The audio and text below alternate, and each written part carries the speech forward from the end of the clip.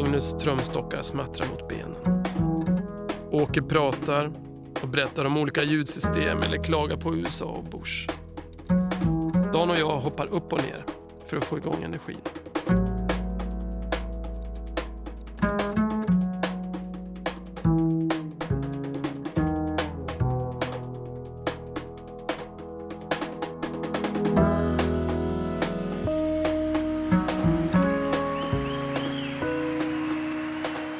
Sen går vi ut på scenen. Utan program, utan låtordning. Vi försöker vara öppna för vad som passar just då. Då är det musiken som styr och vi gör oss bara tillgängliga. Det är fantastiskt.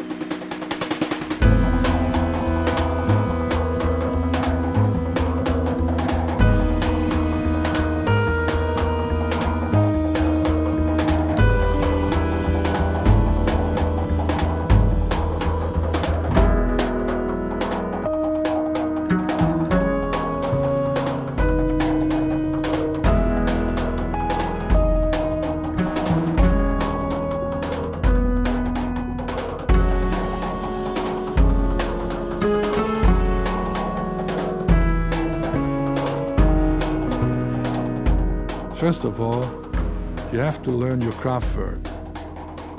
Second, if you want to be a great musician, you have to find your own language, your own identity. And third, you have to have the inner will and desire to reach out for the heart of people.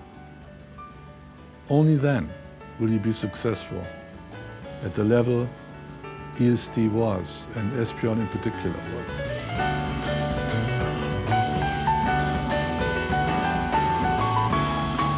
There's no other European jazz musician that ever achieved what he was able to achieve in his life.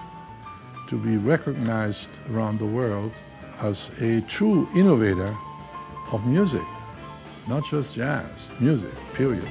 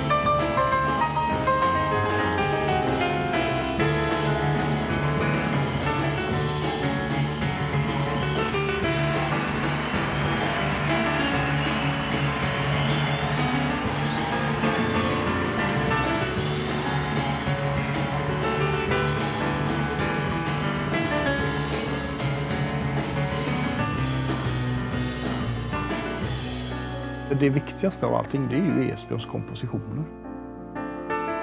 Många av de där låtarna blev ju hits liksom. När Esbjörn började ett tema eller Dan eller Magnus började en låt så hörde folk direkt vilken låt det var liksom. Och så bara blev det liksom bara ett jättejubel. Och det var ju stora ställen. Sista åren där så var det ju liksom bara konserthus runt omkring hela Europa liksom.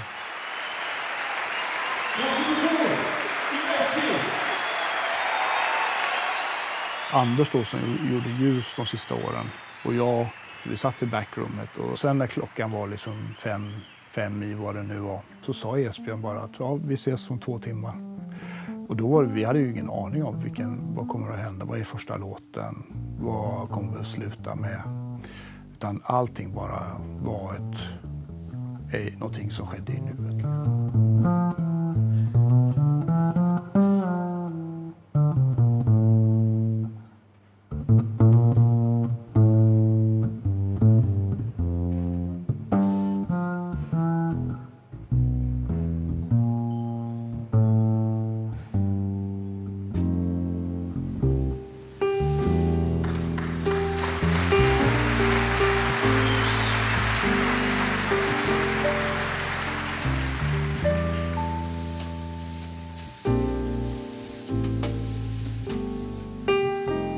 Vi är på turné med Trio. Trion är IST och består av mig själv, Magnus, Dan och Åke. Vi turnerar numera i stort sett hela världen. Det är på många sätt helt fantastiskt. Men det är oerhört tuffa scheman. Och om vi hade ett fackförbund skulle vi antagligen inte få fortsätta. Det är ett hårt, slitigt och emellanåt väldigt långtråkigt arbete som jag aldrig i livet skulle hålla på med. Om det inte vore för musiken. Att få gå in i en annan värld. Där man om allt fungerar bara är.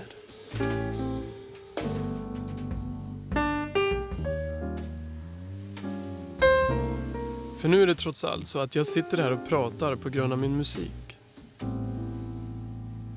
Och musiken började i Skultuna. Det lilla brukssamhälle 1,5 mil från Västerås där jag växte upp.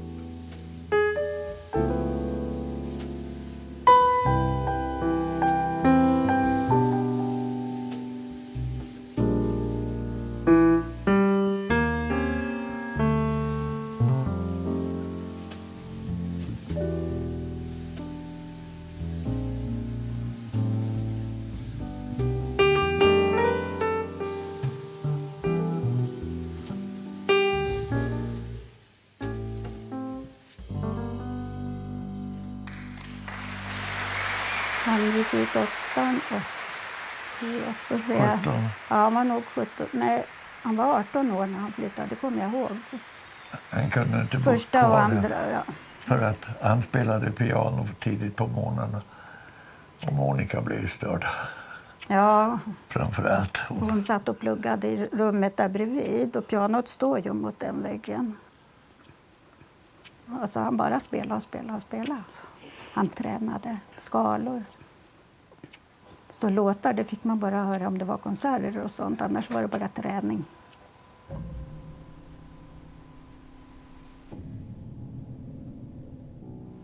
Han var inte gammal när han började sitta där och liksom leka med pianot.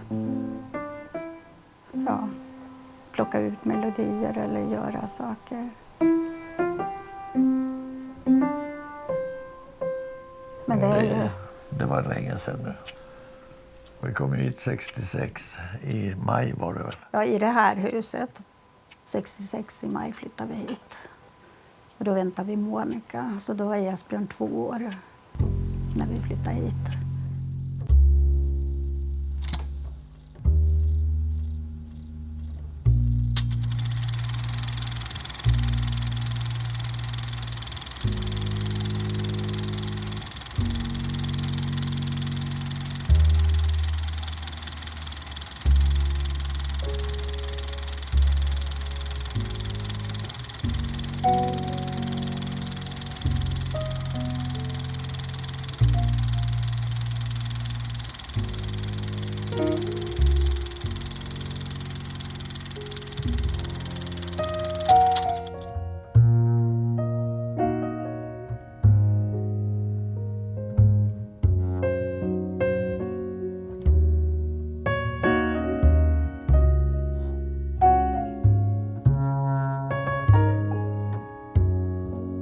Jag känner ju honom hur otroligt intensivt han sätter sig in i saker som man gör.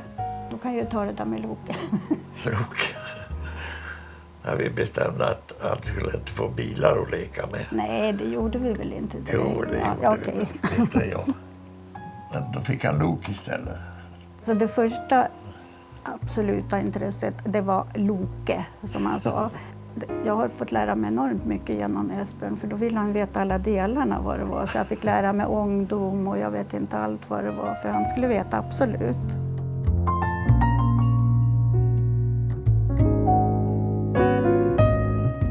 Och sen kom perioden med djur och då var han lika intensiv. Jag kan visa den här. Det var hans farmor och han som var inne i stan. Han skulle köpa en afrikansk elefant. Och så kommer expediten fram. där är väl ingen afrikansk elefant, där är ju en indisk. Så han har varit så intensivt, vi lär oss ordentligt om det han håller på med.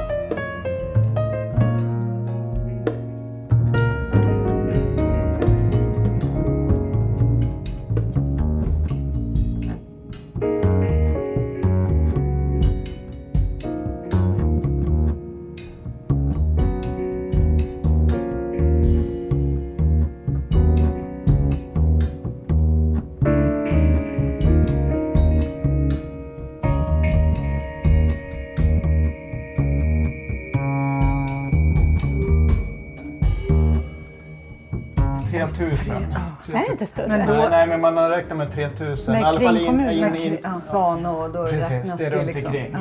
Ja, det är inte många. Nej. Men sen just i ett sånt litet samhälle så var det ju också att alla visste ju allt om alla. På något sätt. Ja, alltså absolut. det blir lite så.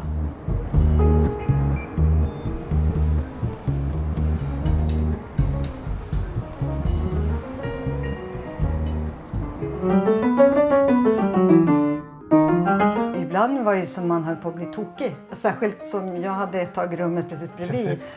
Och han gick upp tidigt, för han satt ju verkligen även i veckan innan han skulle till skolan. Liksom satt och övade. Jag bara, blir tokig. Jag får inte sova.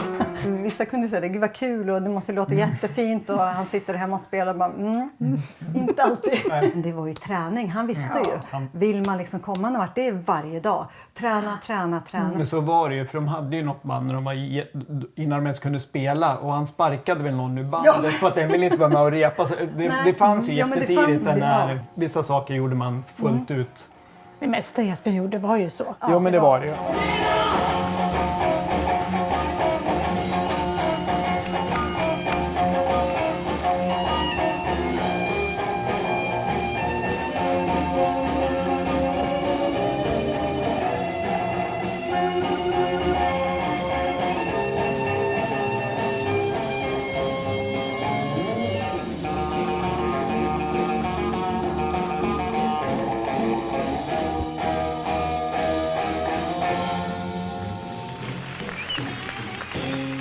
Jag träffade Esbjörn första gången när jag var, vad jag har förstått, 3 år. Han berättade att han såg när vi flyttade in tvärs över gatan från deras hus.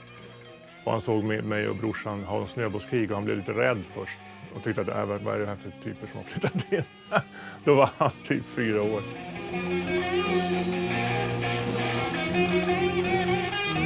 Esbjörn hade Märklin, den där tågbanan. Och det var ju helt magiskt att vara i deras bibliotek och bygga med den. Men jag hade Scalextric bilbanan så ibland körde vi med den. Men så helt plötsligt så startade vi ett band på något sätt.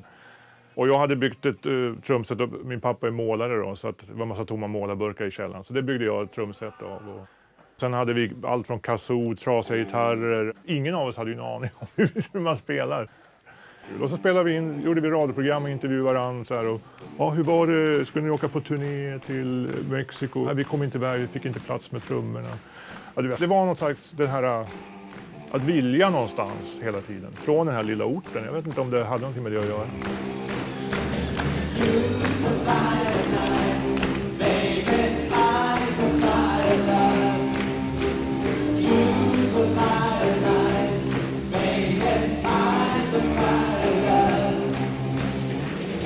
Magnus och Esbjörn har ju, det har varit full satsning hela tiden. det jobbar hårt. Vi var ju små, har inte tänkt så mycket på det, men nu när jag hör det som vuxen och nu när jag är musiklärare och sånt, så var vi ganska bra, tycker jag. Esbjörn var ju väldigt på, alltså, full energi och skulle bli musiker när han blev stor. Vi måste stämma lite här så skapa stämning på scenen. Men ryktena spred sig även fram till ut. Så dagen därefter jag gjorde och slut. Men jag jobbar med hemma hos Ellen. När man kommer från en liten plats så man vet inte hur bra man ska vara för att bli musiker. Så man bara står på. Det liksom satsar allt. Man vet inte hur mycket man ska satsa, så då satsar man allt. Och därför så tror jag det kommer mycket bra musik från små platser.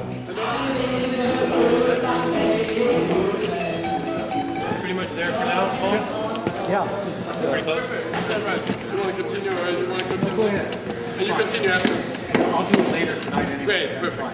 Om jag ska svara på när jag förstod att de har blivit så stor så måste det väl vara att när jag sa att jag kände Esbjörn Svensson så var det ingen som trodde på mig. Om man diskuterar musik så kanske jag sa det att jag har någon kompisar, det är sån Esbjörn Svensson trio, om ni har hört om han.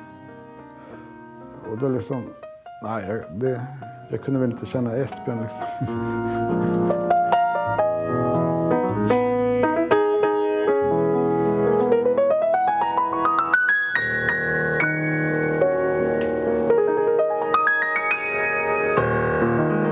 Vi spelar väldigt mycket i Tyskland. Tack. Kolla så de här funkar också. Vi spelar mycket i Frankrike och England och Italien också. Sen börjar det mer och mer bli Spanien och Portugal och Polen och Japan. Jag kommer ihåg när våran manager och bokare, Burkhard Hopper, började att boka större ställen, liksom, så här konserthus. Då blev vi jätteskraja. Liksom. Vi tyckte det var nej. Det är alldeles för stort för oss. Vi vill spela på jazzklubbar, det är mysigare och så här. Och vi är en liten trio liksom, på stort konserthus. Nej, men det funkar inte. Men samtidigt så har vi ju, självklart vill vi göra det liksom. Så det var väl då när Burkhard började boka de här lite större ställena och det kom mycket folk liksom. Vi sålde ut liksom och då tänkte jag väl att nu börjar det hända saker då.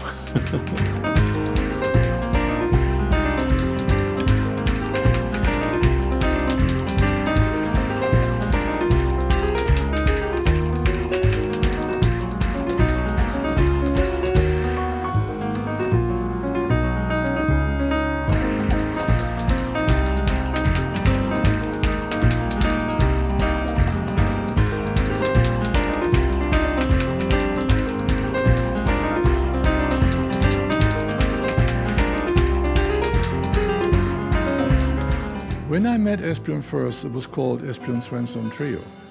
But when he realized that he was on the way to achieve his goal, he knew how important it was to make Magnus and Don part of the thing, and not only them being the rhythm section for Esbjörn. So that's why he changed the name to EST. So EST was the very first European jazz group that ever made the front page of one of the oldest jazz magazines in the world, Downbeat.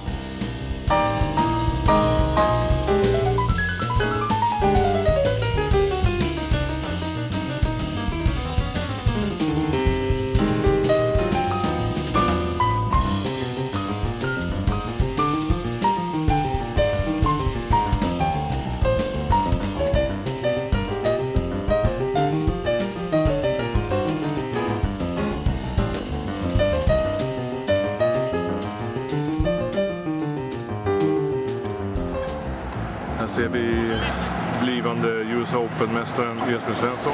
Och där var han iväg. Och det var en forehand. Ja, det var en serve framförallt. Dan Berglund. Ballongserve. Aj, rakt i nät. Vad säger domaren? Ser ut faktiskt som att han läser instruktionerna. När man är i det så är det svårt att tänka på om man är stor eller inte i den världen. Men det är klart att det var häftigt förstås liksom när Downbeat kom ut och man såg, vi var på omslaget på Downbeat. Och, ja, men det var något speciellt. Och sen finns det ju andra mystiska känslor av att helt plötsligt sitta i Paris på något stort ställe och spela och känna som att det är ungefär som när vi spelade när man var yngre och åkte till Norrköping eller Eskilstuna eller något sånt. Att det var helt plötsligt inget konstigt att sitta liksom i Paris eller London eller vad man nu var. 1, 2, 1.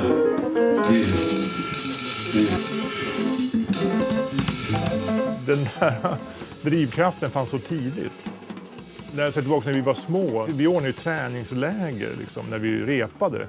Och jag kommer ihåg, alltså, jag vet inte hur gammal jag var, det var just ett tillfälle när vi skulle repa, men jag kom inte till repet. Eller om jag sa att jag inte kunde repa för jag ville vara hemma och leka med min bilbana. Och då fick jag sparken.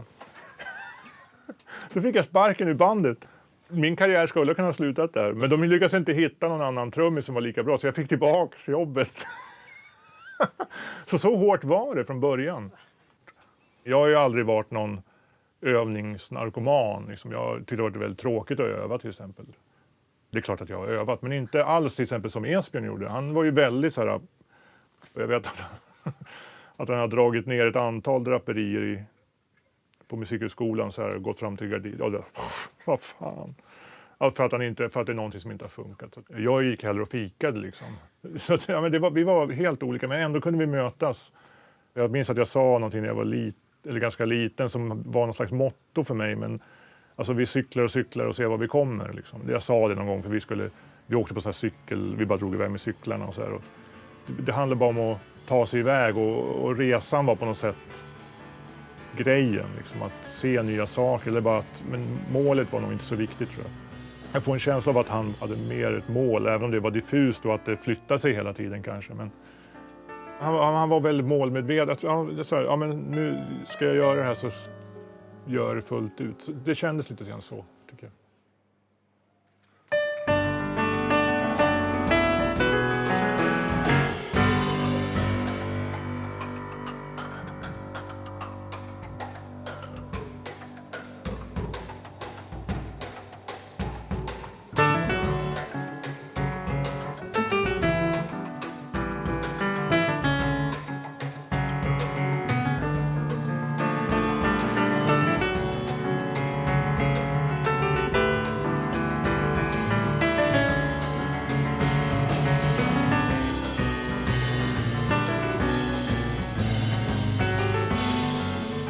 Obviously, any kind of career planning starts and ends with the music. You know, if the music isn't good, you can do whatever you want. And the music here was sensational. So what I did was mainly I opened the doors. On the last tour, we sold the Barbican twice, which is 3,600 people. Not a lot of bands do that. In the last year of their existence, they played 32 shows in the US. Not a lot of bands from Europe can do that. So I think they were quite famous, you know. They were very quickly catching up to the real big ones like Pat Metheny and Keith Jarrett and so on. And probably they would have closed that gap and they would be one of those massive acts out there that, you know, does the business.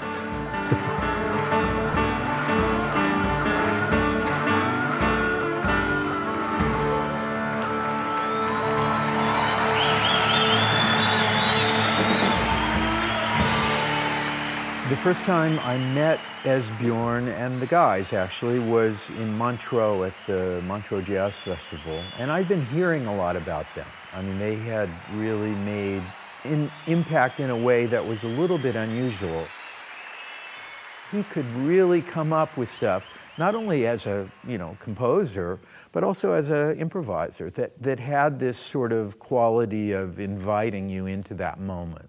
For me, it always boils down to the tunes, you know, the actual melodies, the actual structures, and all that. And they were really strong. As much as I have done a lot of collaborative things over the years, I'm actually really kind of picky about, I mean, people like Charlie Hayden or Gary Burton, Ornette Coleman, you know, Herbie Hancock. Those are the guys that for me it was always exciting to get to do projects with. Esbjörn and the guys, there was just such a natural connection. I felt very honored actually to kind of be, you know, invited into those guys' world too, because in a way it was a real complete circle amongst the three of them.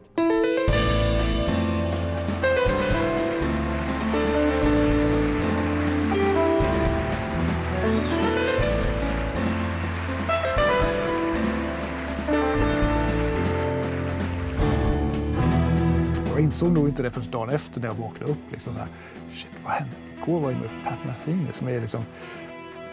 Han är ju liksom en mästare. Alltså, jag menar, jag är ju där på samma villkor som han var där. Liksom. Det var liksom inte så att man gick omkring liksom, shit, fan, Pat Metheny liksom. Utan det var ju liksom, det var ju helt det var fantastiskt, men samtidigt så här, herregud, alltså han är ju anledningen till att jag håller på med det här liksom.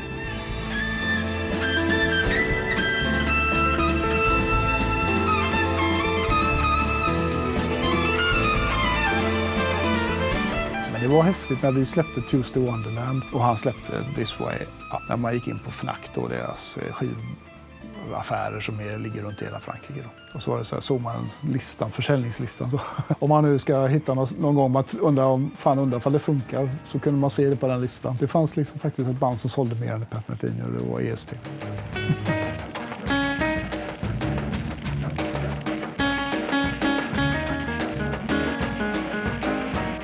I think from day one, he was on a voyage to create his own music. You have to know that there are thousands of great genius players in the history of jazz. Thousands.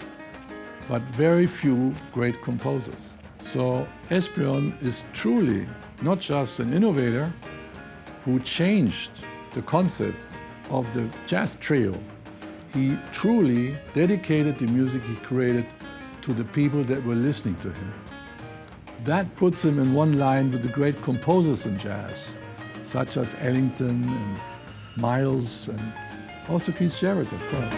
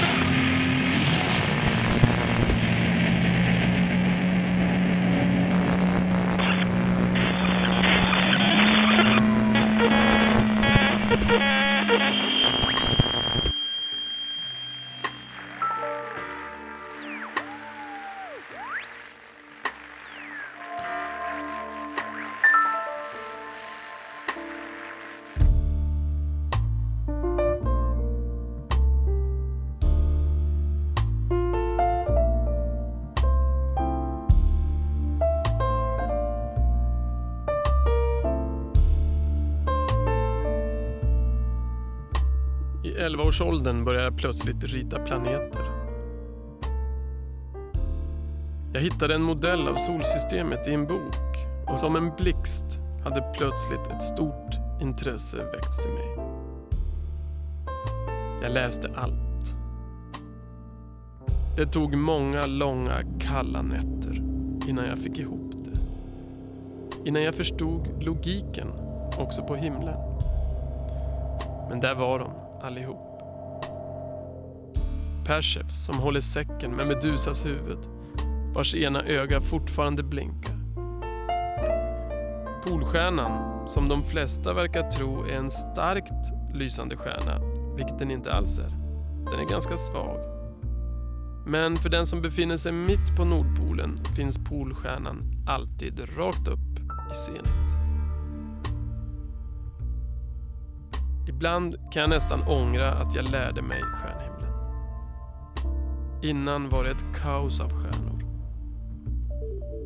Varje gång jag vände huvudet uppåt var som första gången. Och det gjorde mig lycklig. Därför söker jag mig medvetet tillbaks till känslan av att inte förstå. I musiken får jag ibland uppleva känslan av det förlorade kaoset.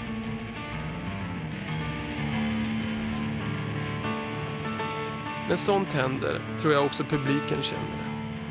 De och vi får vara med om något som aldrig händer igen. Som omöjligt går att återskapa. Nuet går inte att återskapa. Och varje kväll finns ett nu som väntar på oss.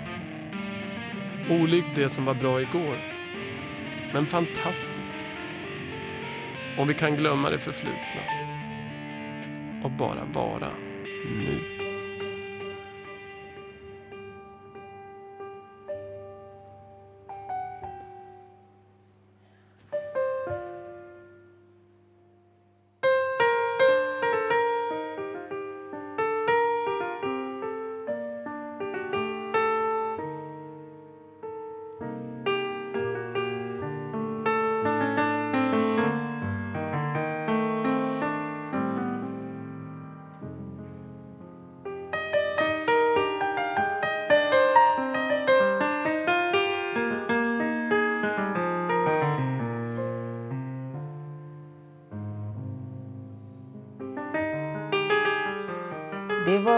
något som vi gjorde tidigt också, var ute och titta på stjärnorna.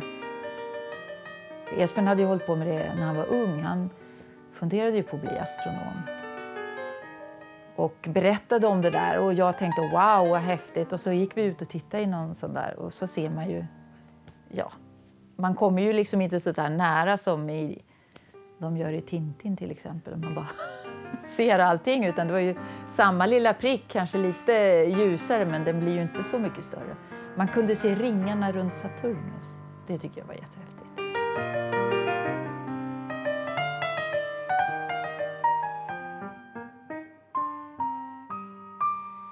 Esbjörn var jätteintresserad av döden. Vad skulle hända? Vad förvandlades man till? Alltså, han läste jättemycket om döden. Tänkare och filosofer och annan litteratur också. Så det var någonting där som liksom kittlade hans tankar. Vad skulle hända?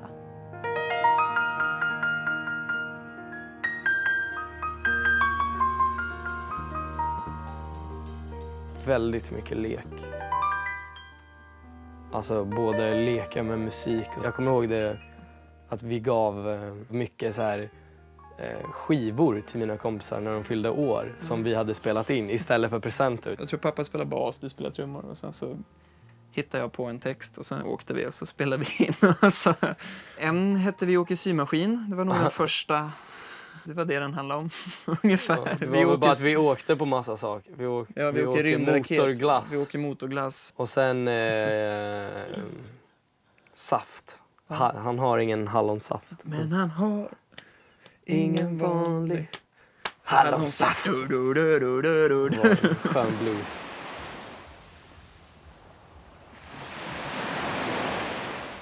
Han var ju galen i att bada. Var man än åkte, fanns det en sjö, ja men då stannade han och av med alla kläderna och så i och bada. Och då är det liksom allt från 3-4 grader i en isbäck eller ja. Så det finns, vi har ett sånt här talesätt i familjen, det finns 2 temperaturer, det är varmt eller skönt. Så var det på turné också, han tvingade med dem ut långt hit och dit och de skulle bada.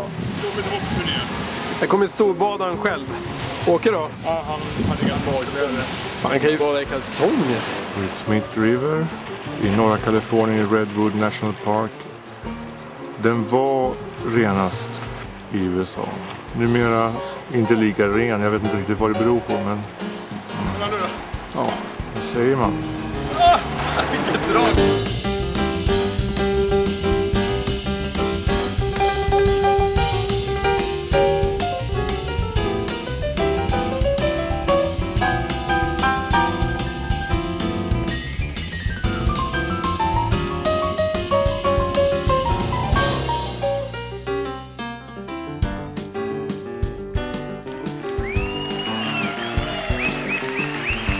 Skultuna-badet. Alla hängde på Skultuna-badet. Jag tror vi alla var kända där. Svensson, barnen Svensson ropar med högtalarna. Det är dags, det är lunch hemma nu. Så fick vi palla oss upp och så att föräldrarna ringde dit. Ta hem dem nu. Precis. Det var ju faktiskt en fördel om man tänker med Skultuna, liksom ett så här litet samhälle. Så där hängde man ju mycket. Ja, men det var ju det. För annars Svartånbad, vi var inte ner. Jag vet inte om Esbjörn var ner där. Det har jag ingen koll på. Men Ån som flyter till Västerås och ännu längre bort. Fast den är inte badvänlig. Nej, den är inte. Ingen höjdare.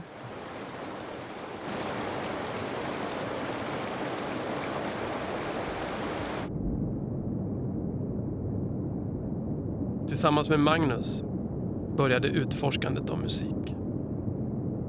Vi lärde oss praktiskt taget spela tillsammans. Och hur det gick till är fortfarande en gåta för oss båda. Tillsammans med Ola, en annan kompis, utforskades harmoniernas mysterium. Hur tar man egentligen ett C13, G-maj eller A-moll 7-5? Det var lika viktigt som att andas. Och vi löste mysteriet. Med hjälp av en bok i musikteori och 2 nyfikna sinnen.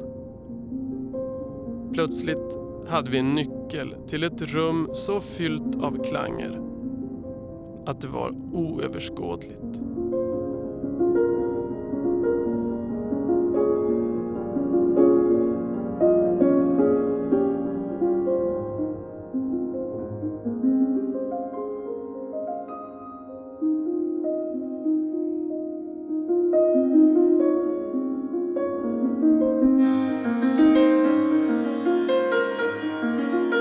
People used to tell me, or told me I'm talented and so on. To be honest, I don't know if I am. My talent is probably that I love to make a research on some things. And so I did with the piano, and I spent my whole life on doing it. The basic thing for me is that I've been practicing. I spend lots of time with the piano, so it would be very strange if I couldn't play now. I do lots of classical music at home. It's a lot of fun. It's hard. I mean, I'm not a professional classical player at all, but I love to play those big composers like Beethoven, Bach, Chopin, Mozart. Probably when I improvise together with the trio or as a solo piano player, it's not jazz only, it's music. I mean, I guess Bach, I guess Beethoven, Chopin was a great improviser as well. Sometimes, I feel a bit lazy and I just improvise because then you don't need to take care of them. That you take care of them while you're playing, but that's it. But to really compose music takes time. As I said, the piano is here. It's not only here. So you can do lots of things here. It's a whole harp here waiting for you. Let me see if no, it doesn't work on this one. It's a technical thing. If you have 3 pedals, you can do things. Because if you just do like this, it's all the notes ringing at the same time. I don't have anything here, but I used to prepare piano a little bit. Maybe you can use this, my hotel card.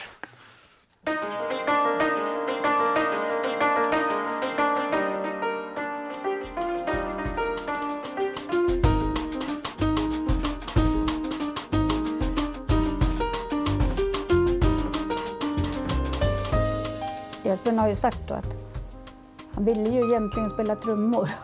Han har sagt, men Magnus sa att men det är jag som har trummor. Magnus har ju varit nära oss ända sedan han var liten. Han kunde till och med komma hit och fråga, ska vi inte fika snart? Ja, det måste jag ha haft. Hade trummorna hos sig? Ja. Nej, herregud, allting stod ju här i det här rummet. Eftersom piano kan man ju inte flytta. Men visst hade väl Esbjörn och Magnus konserter också, så fick vi betala för att komma och titta. Det var stryk, eller så fick man betala 50 öre för att vara med på de där konserterna. Man ville helst leka och göra något annat. Och så satt de och slog på bara plåtburkar. Ja, men vi var så här, man skulle gå och titta, så var det punkt slut. Så kände jag i alla fall när man blev lite äldre, då kändes det trångt. Ja. Väldigt trångt, och blev liksom Västerås låg ju väldigt nära till hands, så att man fick börja ta sig dit åtminstone, så världen började växa lite grann. Och så var det när man åkte in, när man började gymnasiet i Västerås och alla, jag kommer från Skultuna. Där fick man ju verkligen känslan.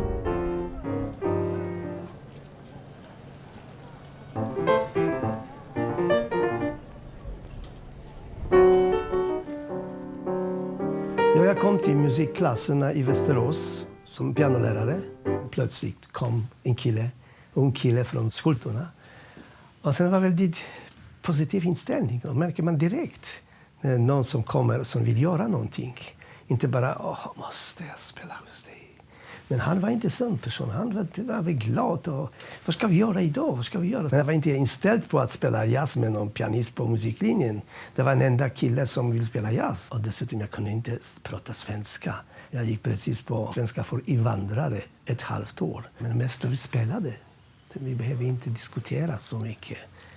Mitt sätt att jobba, det var att han utvecklade själv personligen. Det är det viktigaste. Den Chick Corea spelade, andra pianister spelade som Herbie Hancock och andra som försökte härma pianister.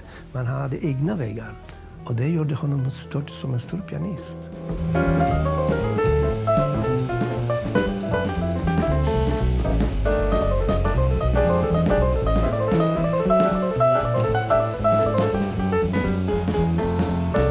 Mellan 83 till 89 eller 88 så spelar Esbjörn inte ihop, utan han spelar ju med Fredrik Norén band under många år. Vi var liksom i lite parallella världar ett tag där. Jag tror det var kring 89-90 så var Esbjörn som, och vi kunde bara öva ihop. Så vi började öva ihop och då märkte vi att det fanns någon nästan telepatisk känsla för att spela tillsammans. Och sen det var en dag bara som på något sätt, det kändes som att Esbjörn bestämde sig, men nu vill jag starta det här och vill göra det med mig liksom. Och så, jag kommer inte exakt ihåg hur det gick till, men då gjorde vi det.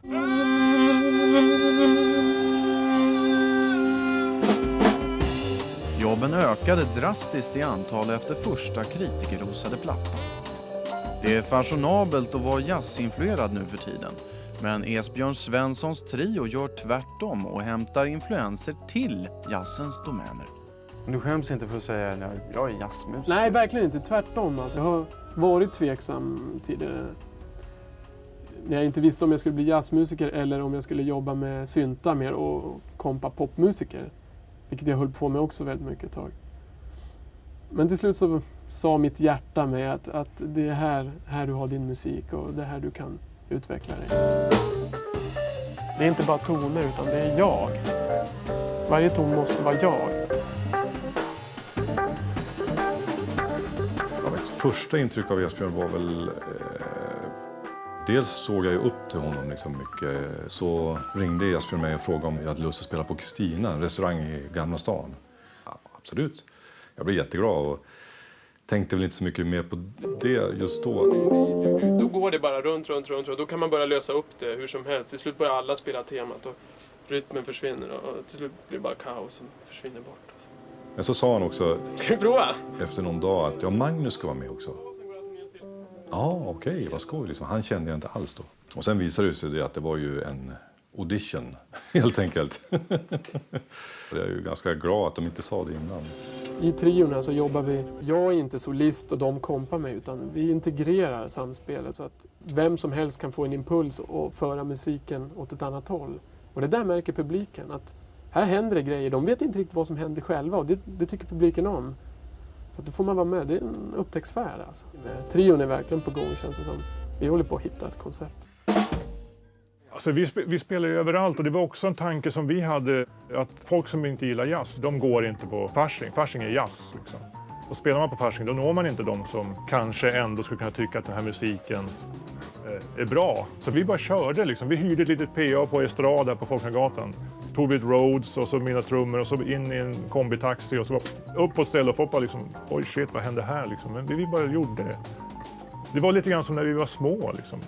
Samma, på ett sätt naiva drivkraft men som ändå hade substans på något sätt. För det visade sig att det var rätt väg.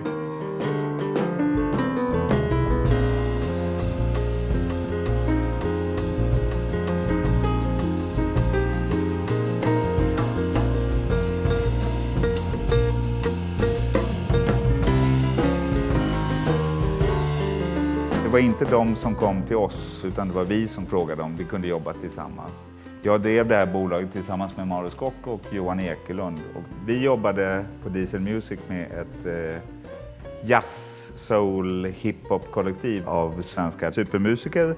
Bland annat Lisa Nilsson, Titiyo, Robin med flera var med. Esbjörn var en del av det här musikerkollektivet på deras 2 första plattor. Han hade ett band vid sidan om, eller det var väl hans huvudsyssla, som hette Esbjörn Svensson Trio. Alla pratade ju om Esbjörn som en fantastisk pianist, men sen hade vi ju hört hans musik och tyckte att de hade någonting väldigt unikt tillsammans. Och när man ska få ut musiken, vi gjorde ju 5 skivor tillsammans. Och där hade vi Esbjörn med oss att han ville ju lyckas med det här. För honom var det ju ett kall att göra musiken, men det fanns också ett kall att de ville ju också kommunicera musik. De ville att så många som möjligt skulle få ta del av musiken. Och det var ju någonting som var väldigt ovanligt, att jazzmusik faktiskt sålde.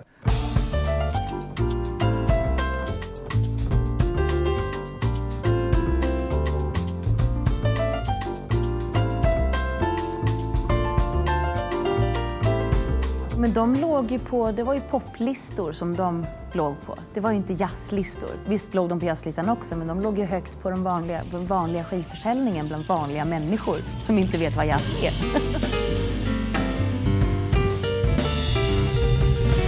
Vi började turnera väldigt mycket tillsammans, jag själv med hans trio. Och där märkte jag att Esbjörns solon fick längre applåder än själva låten när den var slut. Och då kände jag, okej, det kommer bli någonting. Han kommer bli en artist i sig själv. Jag kommer ihåg han sa ofta skrik mer Victoria, skrik mer. Medan andra kanske tyckte ta det lugnt nu, sjung lite mer lågmält. Men han ville ha den här energin, den här enorma kicken. Alltid när jag tar de här höga tonerna och bara ger järnet så tänker jag det här skulle Esbjörn gilla.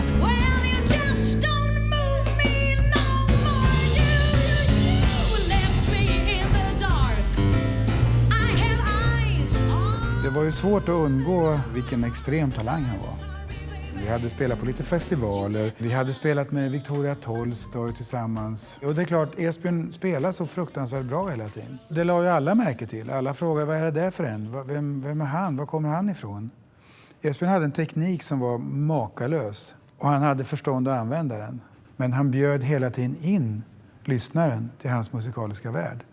Och utan att han kanske ens sa mer än 3 ord under en konsert så lyckas han med de orden riva den fjärde väggen och låta folk välla in i hans värld och följa med. Well, the very first time I met and heard about Esbjörn was when Nils Landgren brought him to Hamburg, and obviously, he looked like the Björn Borg of jazz. But when he started to play the piano, I knew from the first couple of minutes that there was a genius at work.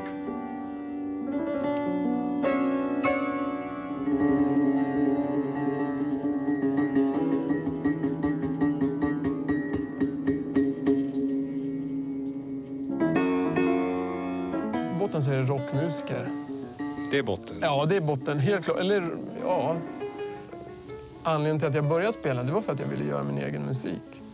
Det var någon musik som ville ut, så jag skrev min egen musik. Det var så det började. Sen efter ett tag började man spela andras musik och upptäckte att det kan vara bra att kunna hantverket piano också. Men för mig är musik. Jag kan inte säga att nu har jag sett en tavla, då vill jag komponera musik som påminner om det. Jag har aldrig upplevt något sånt. Jag kan tycka enormt mycket om tavlor, men den tavlan är nog i sig själv på något sätt. Och min musik är också nog i sig själv. Jag får impulser utifrån, men aldrig så direkt så att jag kan härleda dem. Alltså jag kanske får en impuls och plötsligt blir jag väldigt glad och eller ledsen. Alltså det händer någonting med mig och som får mig att komponera.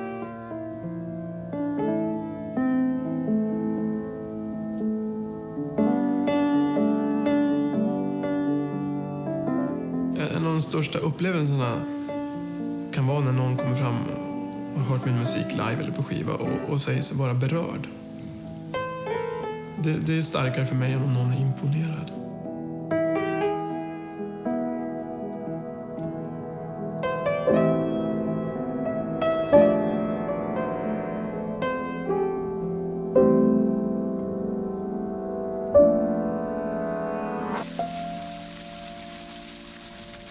So, welcome to the very exciting moment of this film.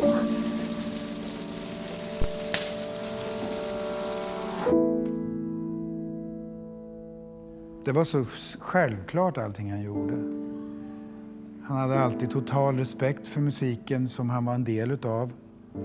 Han kunde underordna sig den, han kunde också ta ledningen när helst han ville. Han var helt enkelt en 110% komplett musiker och konstnär.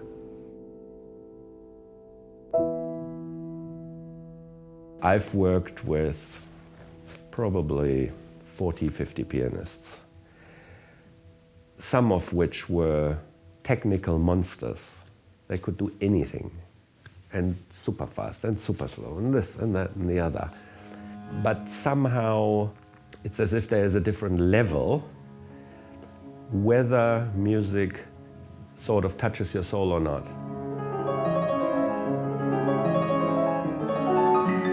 It is not the note you play, it is how you play it and where it's placed, and and that's very difficult to find. It's this being in sync with, I don't know, the universe.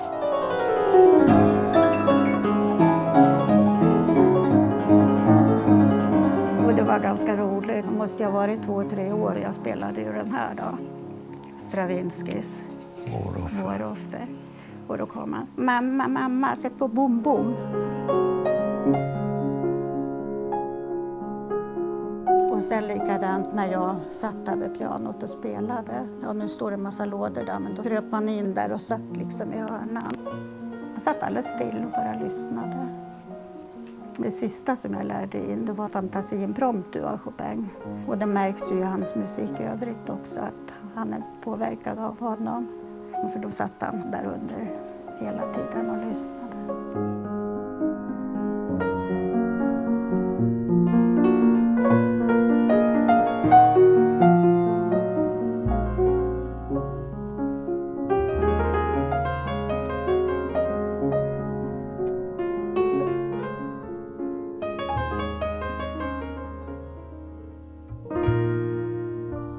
Men han skickade vykort från olika ställen. Men han ringde också. Det var ofta du som pratade. Hej, har just gjort Moskva. Stor stad med många bilar. Har träffat många fantastiska människor. Har spelat i Tchaikovsky Hall. Nu väntar hemresa och lite ledigt. Allt gott. Vi var i Moskva.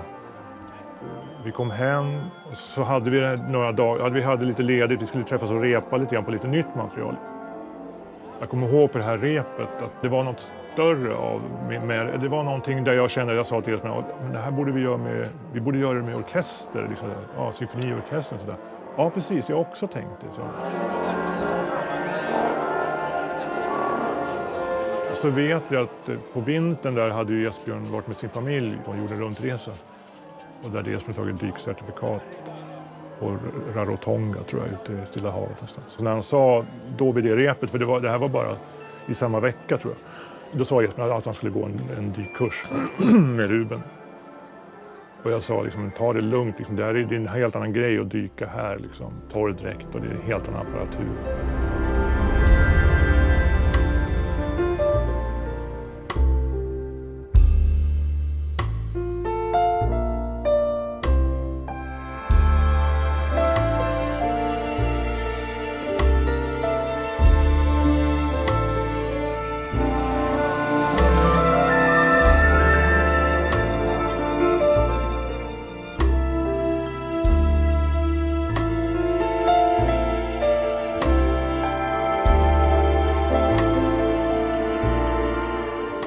Från Moskva.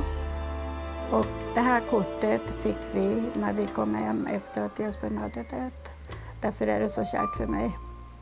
Det var lite svårt att få det då, men det blev som en sista hälsning om jag säger så. Så därför har jag sparat det väldigt noga.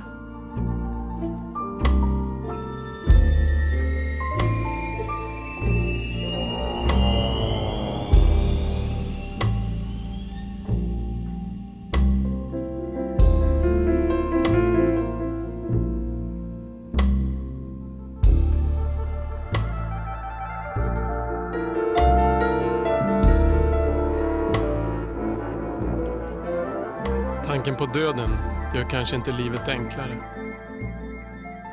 Vi lever generellt i vårt västerländska samhälle avskilda från döden.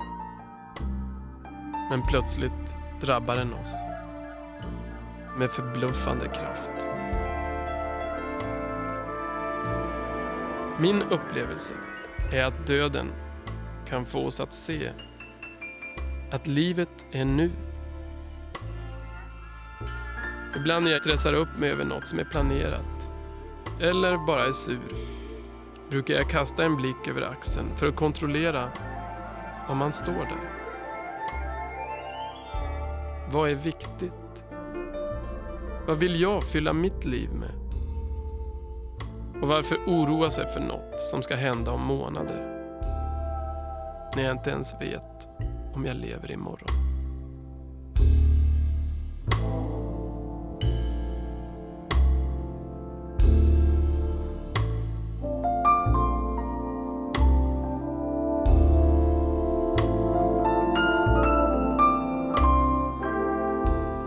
Alltså hur tar man ett steg? Det går inte att förstå. hur kom jag in i en taxi? Och hur kom jag ur?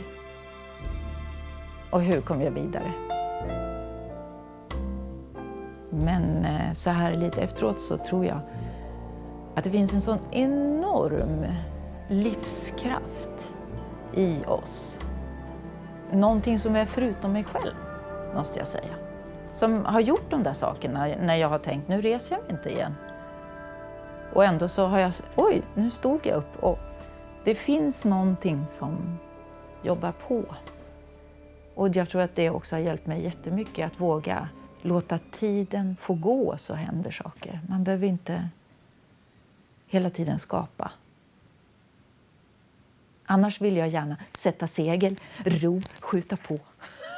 Eller hoppa i och dra eller något. Liksom. Skapa. Men det finns också en otrolig möjlighet att tiden går. Vi var ute och gjorde en lång resa. Och när vi var i Australien så sprang Esbjörn ner på en strand och slängde av sig alla kläder. Och då var det någon som ropade, see you on YouTube! Så inte för att de visste vem han var, men bara en naken man. Jag tänkte att nu ska vi retas och lägga upp det. Det glömmer jag aldrig. Och det är också speciellt med vattnet och sen att han dog i det här vattnet. Vilket har varit lite tröstande faktiskt för oss också. Att det var just vattnet som omslöt honom när han... att han fick vara i vattnet när han dog. Aj! Oj, hela tiden. Är ni på väg nu? Los Angeles.